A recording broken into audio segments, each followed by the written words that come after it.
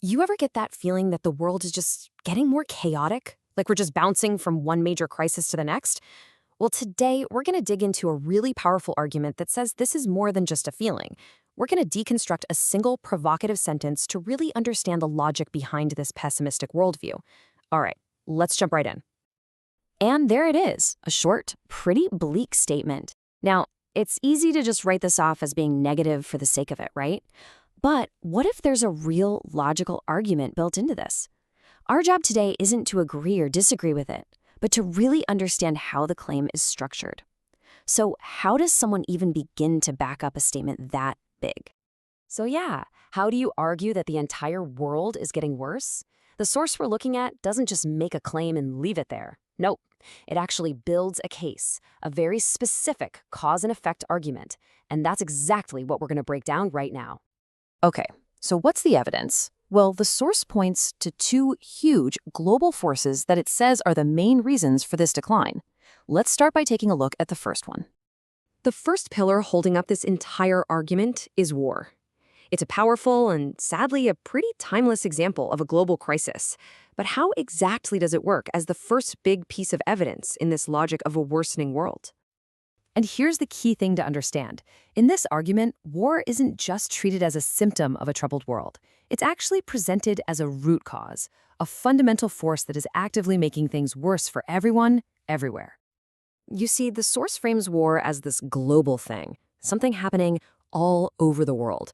It's not just a regional problem, it's presented as a universal one. This becomes the first solid piece of evidence for that whole worse and worse claim. And, crucially, it's also the first step in what the argument presents as a chain reaction of distraction. But the argument doesn't just stop there. To really make its point, the source brings in a second parallel cause: disease. And this is where you start to see a pattern forming, suggesting these aren't just isolated problems, but part of a much bigger global trend. So disease becomes the second pillar of this argument.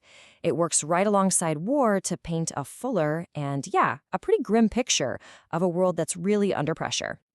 Just like with war, disease is framed as a global issue. And this is a classic way to build an argument, right? It's reinforcement. By adding a second, equally powerful example, the source creates this really compelling pattern of global crises that are sucking up our resources and, most importantly, our focus. So we've got this 1-2 punch of war and disease. But what's the final blow? This is the last really critical piece of the puzzle, where the source connects these massive crises to a very specific and pretty devastating consequence. And here is the domino effect laid out for us. It starts with these huge destabilizing events. Then, naturally, these crises demand all of our attention and our resources right now. And as all our energy shifts to just handling the immediate threat, that long-term foundational work of building a country just gets pushed to the side. This right here is the central conflict in the argument. We're essentially trapped in this reactive cycle of crisis management. We're just constantly putting out fires. And while we are, of course, justifiably busy with these immediate threats, the long-term strategic work of actually building a better future gets completely neglected. And that brings us to the final, damning conclusion of the argument. The world isn't just getting worse because war and disease exist. It's getting worse because these crises are actively stopping us from making things better. We're so busy just trying to survive that we've forgotten how to actually build.